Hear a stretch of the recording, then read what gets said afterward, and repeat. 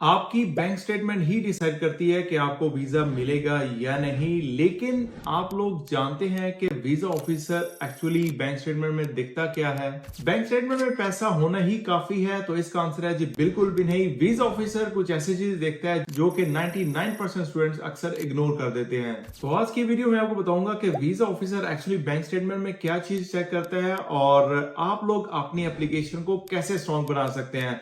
अगर आप लोग भी अपनी प्रॉब्लम का सिंपल सोल्यूशन चाहते हैं तो वीडियो के साथ बने रहिएगा। सबसे पहली इंपॉर्टेंट चीज आ जाती है वो है जी डिस्पोजेबल इनकम। इसका सिंपल सा फॉर्मूला ये है कि आपकी जो टोटल अर्निंग है उसमें से माइनस करेंगे आपकी लिविंग एक्सपेंसेस। अगर आपकी जो एक्सपेंसेस हैं वो वे हायर देन आपकी अर्निंग है तो डेफिनेटली ये चीजें थोड़ी सी अनरियलिस्टिक हो जाती हैं और वो मीन सोचने में मजबूर हो जाएगा वीजा ऑफिसर कि यार आपकी जो इनकम है वो बहुत ज्यादा कम है और आपकी जो एक्सपेंसेस हैं, जो कॉस्ट ऑफ लिविंग है वो बहुत ज्यादा है, जिस वजह से आपको वीजा मिलने के चांसेस है वो 100% जीरो हो जाएंगे। तो आप मेक श्योर करें आपकी जो अर्निंग है वो आपकी कॉस्ट ऑफ लिविंग से ज्यादा होनी चाहिए। आई मीन आपका जो टाइम पीरियड है, जितना टाइम आप किसी भी कंट्री में गुजारेंगे उसके जो एक्सपेंसेस होंगे वो आपकी इनकम से कम होने चाहिए। सेकेंड जो इंपॉर्टेंट चीज आ जाती है वो है जी कंसिस्टेंसी, कि आपके इनकम के जो फ्लो में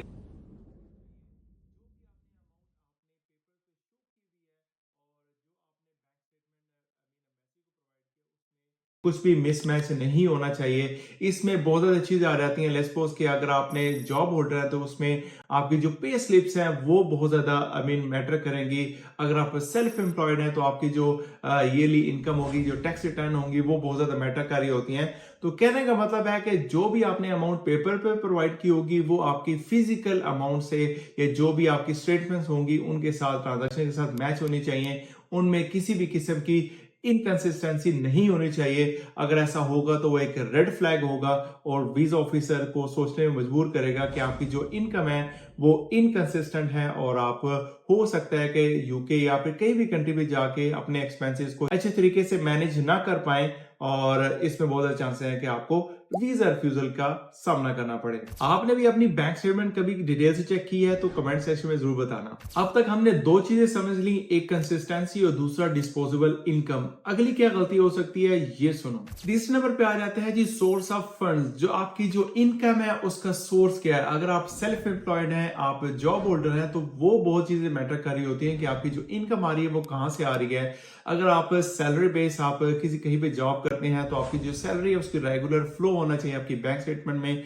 और उसके अलावा आपकी बैंक स्टेटमेंट में कोई और ट्रांजैक्शन वगैरह नहीं होनी चाहिए। आपकी कोई पार्ट टाइम इनकम है, आप इन्फ्लुएंसर है, आप कुछ भी करते हैं, ट्रेडिंग वगैरह करते हैं, उससे रिलेटेड आपकी जो इनकम है वो आपकी उस बैंक स्टेटमेंट में शो नहीं होनी चाहिए। अगर आपकी इस किस्म की इनकंसिस्टेंसी होगी या आपका जो सोर्स ऑफ इनकम है वो क्लियर नहीं होगा तो ये चीजें भी रेड फ्लैग में कंसिडर होती हैं और वीजा ऑफिसर सोचने में मजबूर हो जाएगा कि यार इस बंदे का प्रॉपर सोर्स ऑफ इनकम नहीं है और हो सकता है कि ये यहाँ आने के बाद अपने जो एक्सपेंस है उनको अच्छी तरीके से मैनेज ना कर सके, तो आपके जो वीजा मिलने के चांस है वो बहुत ज्यादा कम हो जाते हैं। Last but not the least, जो कि बहुत बहुत ही ज्यादा इंपॉर्टेंट, मैं कहता हूँ जितने मैंने पहले जो आपको 3 पॉइंट्स बताए हैं उनमें से ये सबसे ज्यादा इंपॉर्टेंट आ जाता है। ये है जी अकाउंट हेल्थ के आपने जो अमाउंट रखी हुई है आपके अकाउंट में, क्या आपने लेट्स सपोज अगर आपने 6 मंथ की बैंक स्टेटमेंट प्रोवाइड किया या फिर 28 डेज की बैंक स्टेटमेंट प्रोवाइड किया है, क्या उसमें कोई ट्रांजैक्शन वगैरह भी हो रही है या जस्ट जो आपकी जो अमाउंट है वो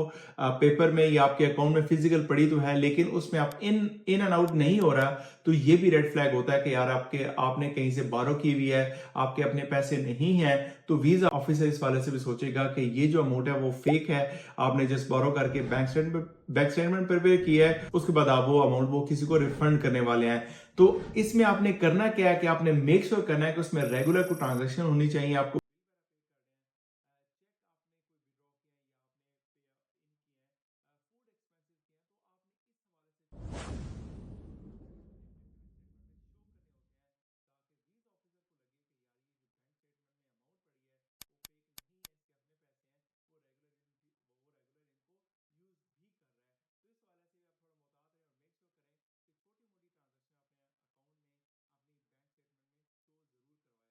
अगर आपको ये पॉइंट्स हेल्पफुल लगे हैं तो वीडियो को लाइक कर दो और इस वीडियो को उन दोस्तों के साथ जरूर शेयर कीजिएगा जो अप्लाई करने का प्लान कर रहे हैं। और नेक्स्ट वीडियो में आपको बताऊंगा कि वीजा के हवाले से आपको किन किन बातों का खास ख्याल रखना होगा, तो इसके लिए जरूरी है कि आप इसी चैनल को सब्सक्राइब कर लें। तो मिलते हैं नई वीडियो के साथ, बाय फॉर नाउ।